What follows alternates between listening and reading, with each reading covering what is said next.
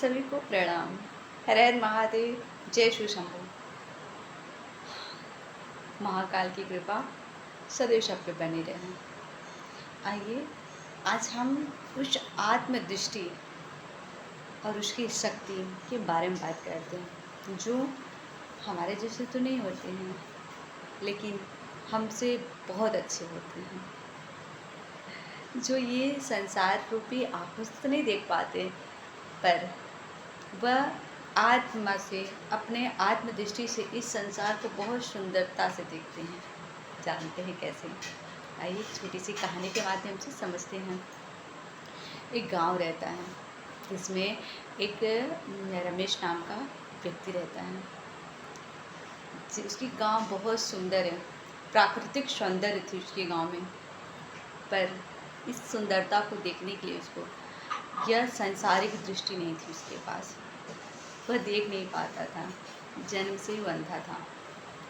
पर उसके माँ बाप उसको कभी इसको कमजोरी ना बनने दिए।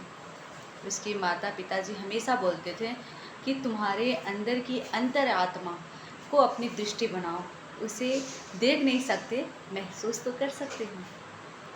अपने माता पिता की इस बात को वह पूरी तरह से अपने जीवन में उतारा और वह अपने आत्मदृष्टि को अपने दिव्य दृष्टि बनाया। उसके गांव में सुंदर वातावरण, हरा भरा प्राकृतिक और कलकलाती झरनों की कलकलाहट थी। तालाब थे जिसमें स्वच्छ और सुंदर पानी थी। चारों तरफ महकने वाली फूलों की खुशबू थी। इन सब बहुत सारी चीज़ें थी जो उसे देख तो नहीं पाता था, पर उसको महसूस करता था। वह अक्सर नदी किनारे बैठता था, झरनों के पास बैठता था, वहाँ के वातावरण को वह अपने अंतर्दृष्टि से देखता था, उन्हें महसूस करता था और कुछ फूलों की महकों को महसूस करता था।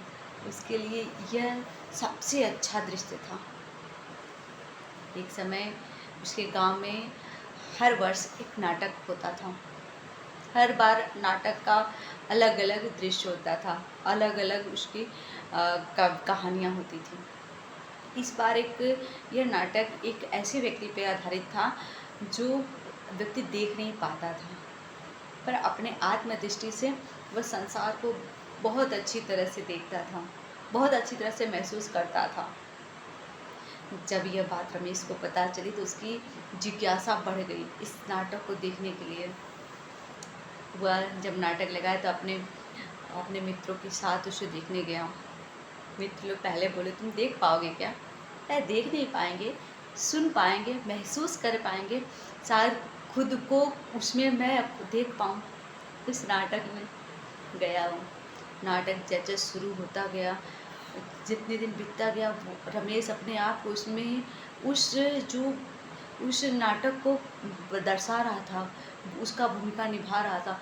हूबहू रमेश उसमें अपने आप को देखने लगा। नाटक समाप्त होता है। नाटककार के जो प्रमुख थे वह रमेश से आते मिलते हैं, उससे सारी इसकी बातें जानते हैं, तो उनको उसकी बातें सुनकर एक अलग दिशा मिलती है और वो प्रस्ताव देते हैं रमेश को कि मेरी अगली नाटक में तुम क्या किरदार निभाओगे, मुख्य किरदार तुमको दिया जाएगा। पहले रमेश बहुत हिचकिचाता है, फिर उसको एक चुनौती सी लगती है कि इसको करने से मैं खुद का एक अलग पहचान और खुद को शायद एक मौका दे पाऊँ। वहाँ बोलता है और अपने नाटक की चीज़ों को याद करने में और उसे कंठस्थ करने में और प्रस्तुति करने के लिए तत्पर होने लगता है। वो समय आता है, वह स्टेज पे जाता है और अपनी कला से, अपने संवाद से पूरे माहौल को, पूरे वातावरण को एकदम आनंदित और ऐसा प्रस्तुति करता है कि सब मन मुग्ध हो जाते हैं उसकी प्रस्तुति को देखकर। नाटक समाप्त होने पे सब लोग तालियों से उसका अभिवादन करते हैं, उसका धन्यवाद करते हैं। इस प्रकार उसको अपनी कमी का एहसास नहीं हुआ जब वो नाटक कर रहा था। उसके अंदर ऐसा लगा कि उसके अंदर कोई कमी ही नहीं है।